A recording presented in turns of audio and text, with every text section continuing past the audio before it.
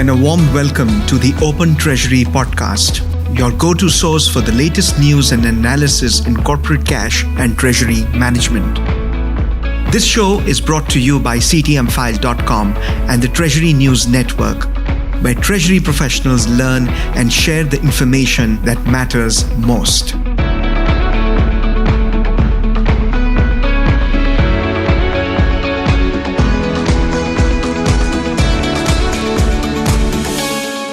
My name is Pushpendra Mehta, and my guest for today is Craig Jeffery, Managing Partner and Strategic Treasurer. Welcome back to the Open Treasury podcast, Craig. Push, it's always good to talk about some of these leading practices. Couldn't agree with you more, Craig. For the benefit of our CTMfile audience, we will begin our conversation by discussing the 8th topic and the 9th article in a series on leading practices in corporate treasury published on CTMfile.com. This article is about Treasury owning working capital. Craig, working capital is an area where careful oversight and leadership can make a significant improvement, not only for individual departments, but also for the organization at large. My first question to you is that why is the definition and calculation of working capital for accountants and bankers different from that of Treasury, which is more about net adjusted working capital?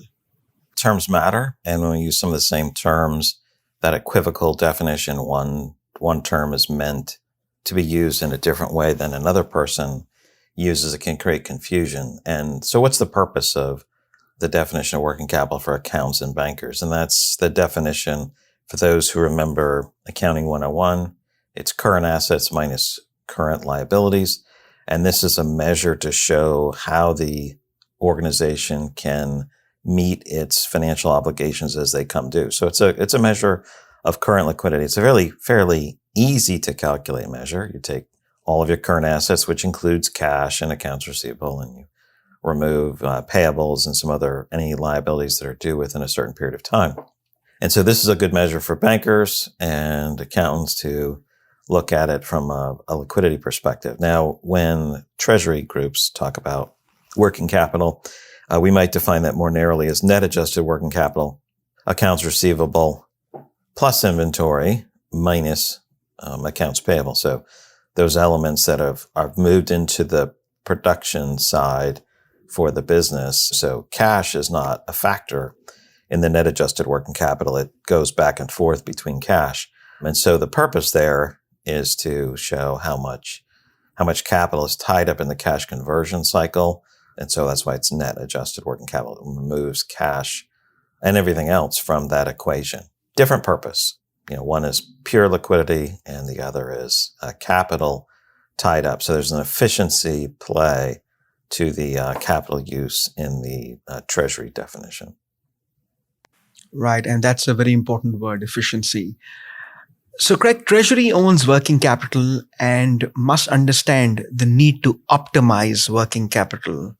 I have often wondered, why is the goal of Treasury to bring working capital to an optimal level rather than minimize it or maximize it? I would think maximizing would be better, but why an optimal level, Craig?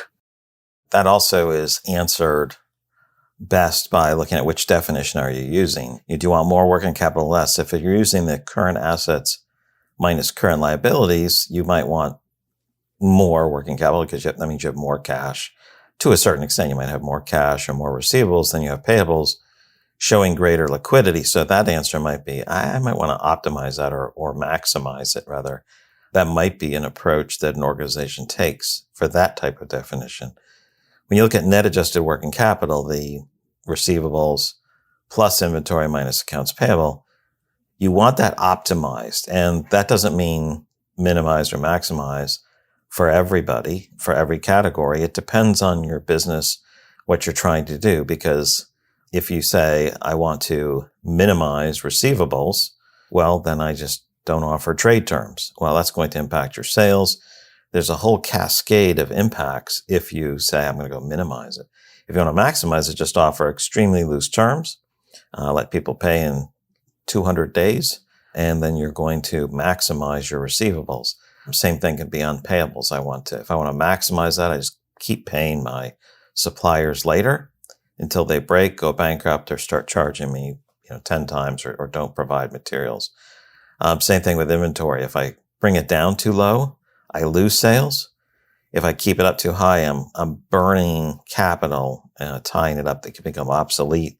It doesn't become used. And so each of these has an impact on the overall liquidity of an organization as well as the overall financial performance based on the margins they have and their ability to generate profit. So this optimization is crucial for the mindset. And we can think of tons of examples of how this works. I always think of one time having to get a washing machine because ours had broken. One store could get me a washing machine. I think this was a Saturday night. They could get me a washing machine on Wednesday because they were shipping it from a farther distance. This was, I think, due to their minimizing inventory by keeping it in fewer locations and that thus having to travel a greater distance. And another one could deliver it Monday morning. And I can't remember if the price was more or not, but I certainly would have paid a certain amount more to have it delivered early. I did get it from the place that was able to deliver it on Monday morning. So that's a case where you did great on your inventory, but you lost sales from it because you kept it in a central place. So that's part of the tension of optimization, each of these different categories and the overall sum that you have tied up in the different working capital components. So as a treasury guru, Craig, you know better than most do that working capital is a complex area. Managing it requires a significant amount of teamwork among groups that are typically plagued by competing KPIs. In the light of this, why is it recommended to form a working capital council, and who should become members of such a council? Yeah, so when you talk about competing KPIs, that's exactly a symptom of why you do need a working capital council to set and align your goals as an organization. It doesn't have to take up massive amounts of time. We believe the treasurer is the chair of the working capital council. Other people that are involved in things like the receivables process, the payables process, whether it's extending credit, whether it's contracting or procurement, whether it's the actual AR function or AP function, all of those groups need to be part of the council, whether they're meeting about one stream or not, because alignment makes sense. If you just optimize your own particular area, you're going to have a negative impact somewhere else down the road. That negative impact will be very deleterious to the organization, be very negative impact. Hey, I got a better price. I bought huge amounts of inventory, sucking cash into the working capital cycle, which may be exactly the wrong thing to do for the organization, but it may be the best thing to do for procurement and their goal towards margin. So a couple of those pieces are crucial to say, how do we align what we're trying to do overall? And then what are those activities that we do within our respective areas to support the overall goals? And a working capital council helps by setting standards, helps by educating each other and figuring out how to make the process more efficient and make the use of capital most efficient. Great. Craig, my last question to you for today is going to dig a little deeper from what you just said is, what do you think are the necessary steps that the Working Capital Council should take in order to manage working capital prudently? And if there are any other leading practices that you would like to share with the CTMfile audience?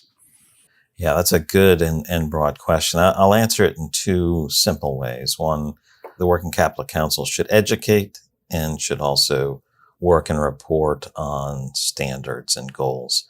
So the educate is making sure people understand how what they do impacts the overall organization's efficiency in processes and how it uses and leverages the organization's cash and capital. That is a key goal and role for the Working Capital Council, for these champions from different areas to make sure that is shared, that we understand the impacts up and downstream. That's number one. Number two is measuring yourself against yourself, seeing where you are, setting goals and standards, and making sure that those roll down to the metrics that play out in each area, metrics to support the overall goals of the organization. People know you care about measurements when your goals and targets are all set towards a certain direction. And they're going to work towards those. So you have to get those right. To get those right, you have to make sure everyone understands the top level goals and how those intermediate and lower level goals can or won't support what you're trying to do. And so those are the two key areas that I see. Great. Thank you, Craig, for your informative insights. This, I hope, will be of immense benefit to our CTMfile audience, whom I would like to thank for joining us on this edition of Open Treasury. Please subscribe and look in the show notes for the article links. Thank you.